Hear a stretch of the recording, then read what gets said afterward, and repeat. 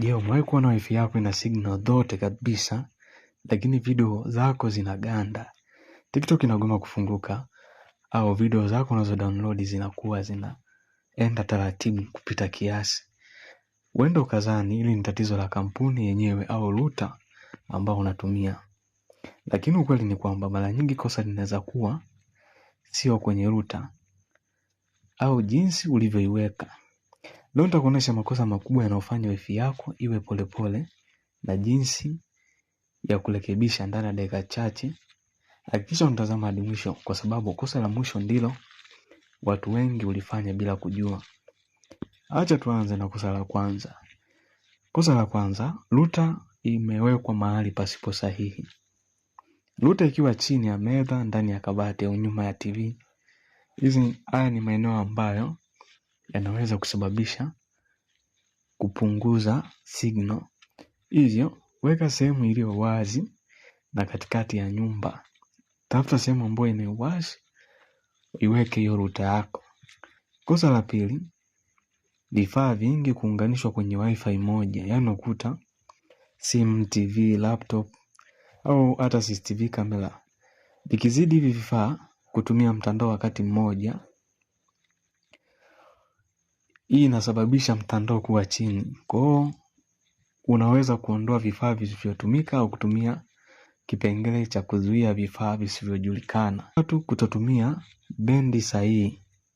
Hizi ni setting ya bendi ya 2G na 5G. Hizi settings zinapatikana kwenye akaunti yako ya poto kupitia IP address ya wifi yako.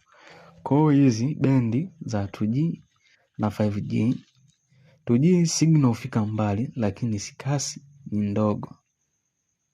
5G kasi ni kubwa lakini haiwezi kufika umbali mfupi. Hii naomba tuelewane. 2G signal zinafika mbali lakini kasi ni ndogo.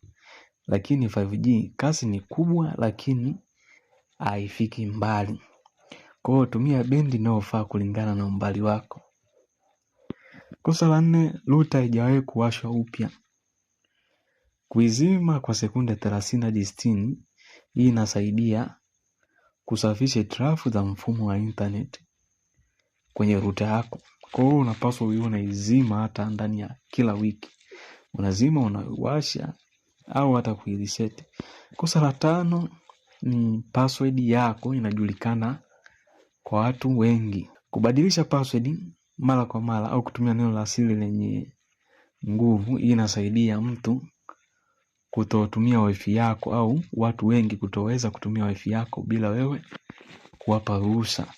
Na hii itapunguza matumizi ya internet na mgawanyo wa internet. Kosa la 6 ni firmware ya router inaweza kuwa ni ya kizamani. Router nyingi hupata mathaisho yanayoboresha utendaji na usalama. Hivyo, unaweza kuangalia kama kuna update kupitia ukurasa wa usimamizi wa router, yaani router network au router portal, au unaweza kutumia application ambazo unatumia kuandika au kubadilisha password kupitia simu yako au kompyuta. Kosa la 7 ni mpangilio wa internet ni mdogo.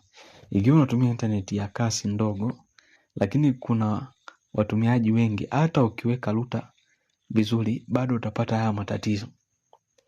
Kwa hiyo chagua kifurushi kinachokidhi mahitaji yako. Hapo wengi wanachanganya. Huenda ukalaumu kampuni kwamba mimi router yangu haijamaliza mwezi, internet inasumbua, au kila mwezi ninapolipia router yangu inasumbua. Hii inategemeana na kifurushi chako. Mfano umelipa kifurushi cha 70,000, lazima tu kikusumbue ikiwa watu watakuwa na matumizi makubwa sana kwenye huo mwezi. Hivyo zinaweza baki siku 7 au 8 ukamilisha mwezi na router yako ikakusumbua kupitiliza. Kwa matumizi na kifurushi kinaendana na speed ya internet yako. Hivyo kama umefanya makosa haya, yarekebishe leo na unaweza kuona utofauti mkubwa kwenye kasi ya wifi yako. Je, ni kosa lipi ulilokuwa unalifanya?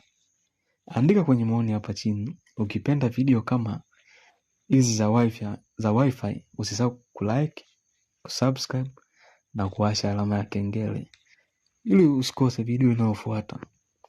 Asante, tukutane wakati ujao.